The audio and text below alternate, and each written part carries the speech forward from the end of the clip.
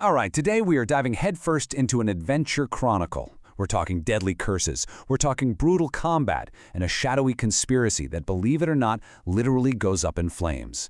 This is the story of the Misfortunate Bastards. So, let's just jump right into the thick of it. We meet our heroes, the aptly named Misfortunate Bastards, not at the start of their journey, but in the grim aftermath of a fight. They're already tired, already bleeding, and they're about to find out that their problems are just getting started. You know, the cuts and bruises from their scrap in the bathhouse, those will heal.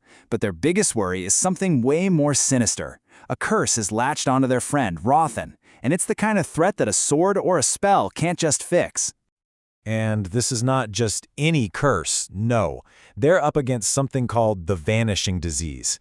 It's this terrifying magical sickness that literally causes the victim to just fade from existence.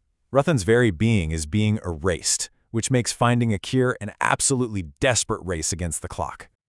But it's not all doom and gloom. The party finds their way to the Church of St. Cuthbert, and it looks like there might be a glimmer of hope. Of course, for the Misfortunate Bastards, nothing is ever that easy. So here's the deal. Priestess Jenya tells them, yes, the cure is here, which is great news. The bad news? She's not powerful enough to actually use it. Only the high priest can do the ritual safely, and naturally, he's nowhere to be found.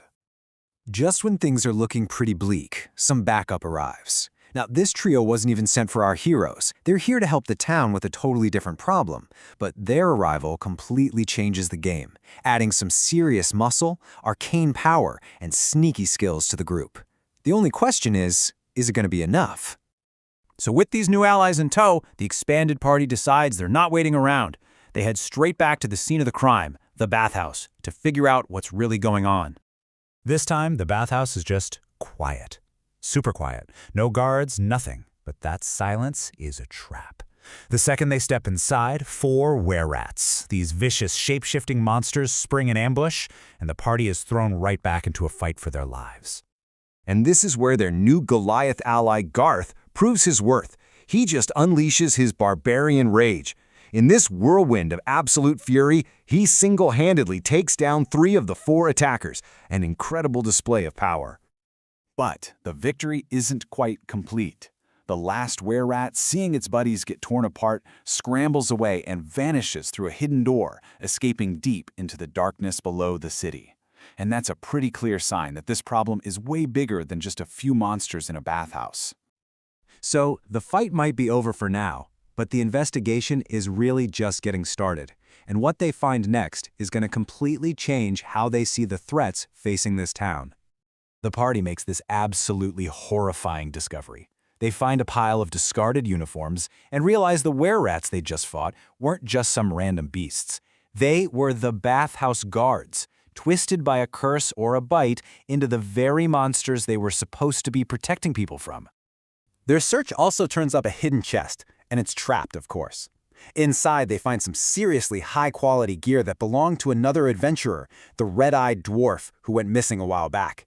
It's just more proof that people are disappearing, and our heroes have walked right into the middle of it.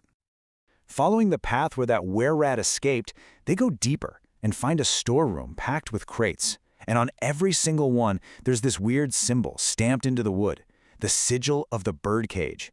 Yeah, this is no random chaos. This is an organized operation. This, right here, is the turning point. Their quest is no longer just about finding a cure for Rothan. Now, they've stumbled onto a whole shadowy conspiracy lurking right under the city's streets. The big question becomes, what or who is the Birdcage? But they get absolutely no time to think about that question. Before they can even start looking at the crates, the darkness around them just comes alive, and boom, they're ambushed all over again. These new enemies are almost impossible to see. They're just these shimmering outlines in the dim light. Garth, being Garth, throws himself right into the fight and manages to crush 2 of these invisible foes, but he takes a serious beating doing it. And then, in a perfect storm of pure, unadulterated misfortune, everything goes wrong. In the chaos of the fight, Rothan accidentally smashes a barrel of oil. This flammable liquid starts pooling all over the floor, and before anyone can even react, one of the invisible enemies lights a spark. The source material describes the scene so well. The room doesn't just catch fire, it explodes. A wave of flame just consumes everything, turning their battlefield into a raging inferno in less than a second. With Garth collapsing from his wounds and choking smoke filling everyone's lungs, any thought of winning is just gone. The only option left is to run for their lives. So they flee back through the tunnels, escaping the fire but not their failure. And they end up right back where they started, at the church, only now they're burnt, broken, and carrying the weight of yet another massive defeat. So let's just recap. After all that fighting and nearly being burned to a crisp, they are in a way worse position.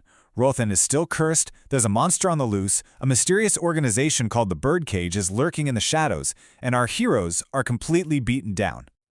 This whole chronicle really shows us that progress is almost never a straight line. And it leaves us with this really critical question about what it even means to be a hero.